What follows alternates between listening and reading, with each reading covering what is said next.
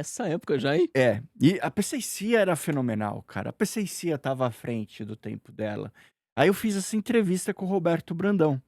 E o Roberto Brandão falou: "Olha, vai chegar um momento que a GPU e a CPU, elas vão se fundir, vão ter a mesma controladora de memória, e você não vai saber, não vai controlar o que vai estar sendo processado na CPU ou na GPU.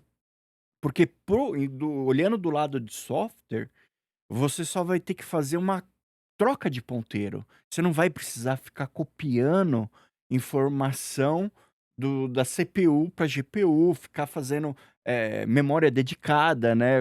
Você tem que ficar transitando a informação do que é memória de GPU para memória de CPU. E ele, em 2010, falou isso: "A gente vai ter o que a gente chama de Grand Fusion", ele chamou na época.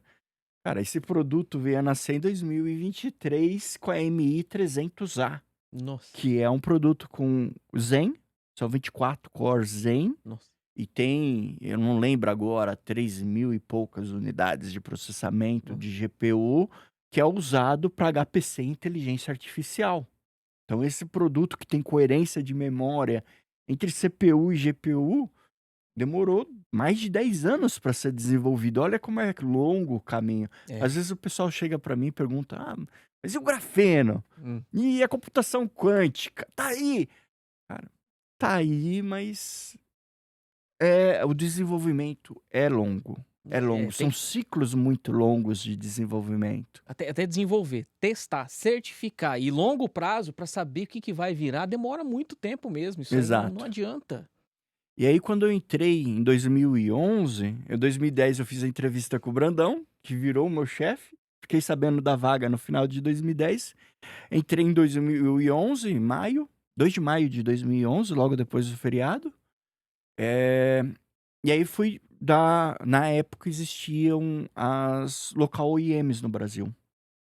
Então grandes fábricas, você tinha Itautec, Ah, sim, você tinha Philco vendendo computadores, sempre Toshiba. sim, E aí meu foco principal foi dar suporte a esses fabricantes. entendi. Então toda a parte de engenharia, eles trabalhavam muito com licitações, mas também vendiam para o varejo, computadores. Eu fui nessa parte, eu fui dar suporte primeiro para fabricantes locais. Como que era exatamente esse suporte? Você dava instruções sobre como eles deveriam fabricar os produtos deles pra levar os seus processadores? Existem designs que são Esse design, compartilhados, certo? Designs padrões, certo, e aí você trabalha a partir desses design e faz as customizações necessárias. necessárias dos projetos. Envolve tempo você fazer um hardware, falar: "Não, vou ler o whitebook Uhum. aqui do processador, vou desenvolver", é muito tempo. Então, normalmente você pega esses designs padrões, e aí começa a fazer a customização, otimização do hardware para o que você quer. Então eu trabalhava nessa parte da transição do fabricante local com o fabricante que estava lá na Ásia, conversando com esse fabricante. Tem uma história até engraçada, Hum. logo no começo, na época eu não tinha filha, Nicole linda, papai te ama. Ela odeia que eu faço isso quando eu tô sendo entrevistado desde pequeno. Papai te ama. Ah, não tinha ela ainda, então quando eu ia fazer, por exemplo, viagens pelo Nordeste, eu juntava 2, 3 fabricantes, visitava todos numa rodada só.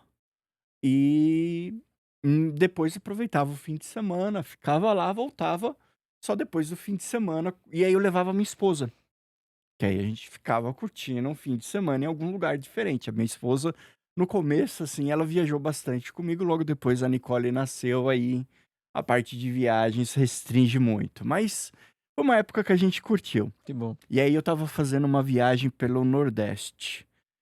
E passei um fabricante, outro fabricante, estava em Salvador, fabricante que hoje eu acho que ele nem fabrica mais computadores, só tá com tablets e alguns smartphones de entradas. Quem que Hoje, é? Quebex era o nome. Eu lembro dessa marca aí. É, e aí eles tiveram um problema na linha de produção. Hum. E aí, ok, vamos lá dar uma olhada. Tô com um problema na linha de produção. E assim, o desenvolvedor dele estava, não lembro agora qual era a cidade, se estava em Shenzhen, se estava em Taiwan, não lembro agora, mas ele estava, assim, fuso horário Nossa. chinês. E aí a gente fazia o quê? Fazia os testes e rodava os testes, mandava pro cara para trabalhar até umas 9, 10 horas da noite. A gente dava pegava algum retorno ali, mas normalmente os caras trabalhavam madrugada, acordava de manhã cedo, pegava o resultado, uma BIOS nova, alguma coisa, e continuava o trabalho nosso do dia seguinte. E aí, o problema lá é que não estava tendo o vídeo no notebook. Era aqueles notebooks, não sei se você chegou a usar aqueles processadores C50, Sim, C60 de sim. entrada. Tive um. Era bem de Bem entrada, lento mesmo. bem lentinho. E era aqueles computadores de entrada, e não estava dando vídeo. Que tinha uma Radeonzinha integrada. Exato, tinha uma Radeonzinha integrada, mas era uma controladora de memória single channel, não esperava muito. Apesar de ser uma Radeon, para navegação, ok, mas um jogo, esquece, não É. ia rodar.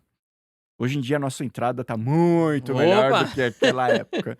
Mas, em resumo, beleza, erro identificado, problema tá aqui na comunicação, no vídeo, não é nosso problema, é o AGIS aqui que eles vão ter que implementar, uma BIOS nova, vão fazer isso por conta própria, Tchau, porta que se chegue, tchau, obrigado. tchau, obrigado, fui de Salvador para Recife. Chegando em Recife, meu chefe me liga, volta para Salvador. Nossa. Caramba, não estava programado isso, né? Falei, não, volta que deu merda. Falei, mas estava resolvido, não foi nosso problema. Falei, não, o dono da empresa quer que você acompanhe todos os Ah, processos tá. até resolverem o processo. Não faz sentido, não sou eu que vou resolver. Eu estou visitando aqui outro cliente. Falei, esquece, top down. Volta para Salvador, resolve isso com o cliente. Tá bom. Aí tava com a esposa, né? Falou, ó, cancela a viagem aqui, a gente vai remarcar a sua passagem, você vai voltar para São Paulo. Ela nunca tinha viajado sozinha de Oh, avião, meu ficou Deus. apavorada, voltou de Recife sozinha para São Paulo, né? Que família já deu Ah, suporte, ainda né? bem. Já estava tranquila, ficou com a família dela e eu vou ficar em Salvador de novo para resolver esse problema. Na verdade, eu só estava acompanhando os testes, porque resolver efetivamente não era eu que ia resolver. Mas aí eu comecei a trabalhar horário brasileiro, horário chinês. É terrível, Aí, é ruim. só que eu não estava programado. O meu hotel, eu já não tinha mais reserva. Falei, e agora? O que que eu faço, né? Aí o dono da empresa falou, ó, tem um lugar aqui, uma pousada, que quando vem alguém de fora, eu mando ele para lá e eles dormem lá, é perto aqui da fábrica, e você vai lá e se dá, fica tranquilo, né? Eu falei, tá bom então, né? Só pra dormir, aceito, né? Vamos lá pra pousada, ver onde é essa pousada. Eu olhei, pedi um Uber não, pedi um táxi pra lá. Eu acho Não que na tinha época Uber, né? nem tinha Uber ainda na época. O Uber é mania nossa. Pedi um É. táxi pra lá, beleza, cheguei no local, era uma casa, meio que foi adaptada pra virar pousada. A dona do pousada era uma senhorinha, bem senhorinha mesmo, e quem ajudava ela era a filha dela. E aí, falei: "Beleza, é simples, mas estando limpinho, tudo bem, né". Aí eu entrei no quarto, aquele chão de vermelhão, bem simples mesmo, né, fechei a porta, tinha uma placa atrás da porta: "Tranque a porta". Falei: "Aonde me meteram, né?". Meu Deus! Tranque a porta. Eu falei: "Bem, se tem uma placa, é porque tem uma história, né? Exatamente, se tem uma Tá, placa, tem história. se tem placa, tem história. Não vou discutir com a placa". Aí fui, tranquei, mas no outro dia, tudo que eu tinha lá, mochila nas costas, É, levava comigo pra fábrica. sim, vai saber. E aí eu fiquei 2 dias, assim, literalmente trabalhando, no horário chinês e no horário brasileiro. Eu chegava na fábrica umas 10 da manhã, saía quase 2, 3 horas da manhã para literalmente descansar um pouco e voltar para a fábrica no outro dia. E aí resolveram um problema, que não era nosso, mas era do fabricante, né, do desenvolvedor lá que estava do outro lado, resolveram o problema, e aí pude voltar para São Paulo. Tem essas histórias, assim, que acontecem, né, Se no colocaram mundo. você num covil ali. Cara, umas coisas interessantes que eu vejo hoje, escutando isso aí, é muito bom a gente lembrar que tem todo esse processo, né.